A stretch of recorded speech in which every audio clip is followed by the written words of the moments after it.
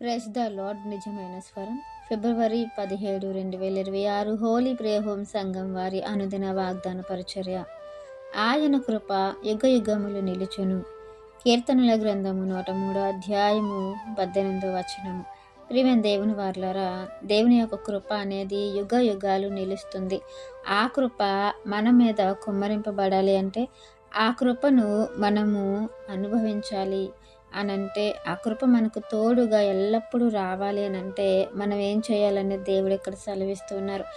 ఆయన నామానికి గౌరవప్రదంగా మనం ఉండాలి. ఆయన నామాన్ని మనం గౌరవించాలి. ఆయన మాటలు శ్రద్ధగా వినాలి.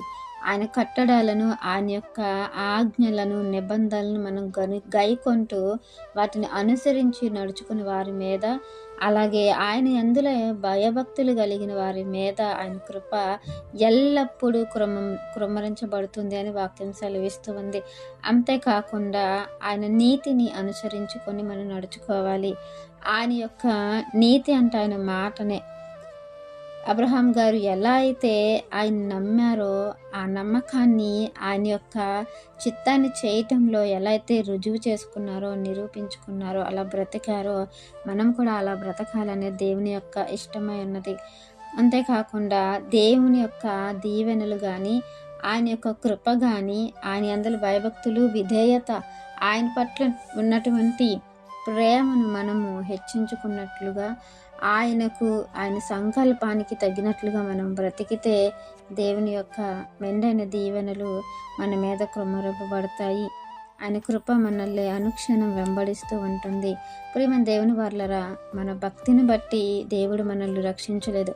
ఆయన కృపను బట్టే మనలో భక్తి పుట్టింది. ఆయన కృపను బట్టే మనకు రక్షణ వచ్చింది. ఆయన కృపను బట్టే మనకు సమస్తము సమకూర్చబడుతున్నాయి. ఆయన కృపను బట్టే మన మీద దేవునికి ఉన్నటువంటి కోపం అనేది చల్లార్చబడి ఆయన వాత్సల్యాన్ని మన మీద కురిపిస్తూ ఉన్నారు. కనుక ఆ కృప ఎల్లప్పుడూ మన మీదుగా ఉండాలని, మనం దాన్ని అనుభవించాలని, అది యుగ యుగాలు నిలిచినట్లుగా ఆ యుగ యుగాలు ఆయన కృపను మనం పొందుకుంటూ ఉండడానికి దేవుడు చెప్పిన మాటకి విధేయులై ఉండాలని వాక్యం మనందరి జీవితంలో దేవుడు ఫలింప చేయాలని ఆశిస్తున్నవారు దైవజనులు బ్రదర్ నెహెమ్యా గారు. God bless you. ఆమెన్.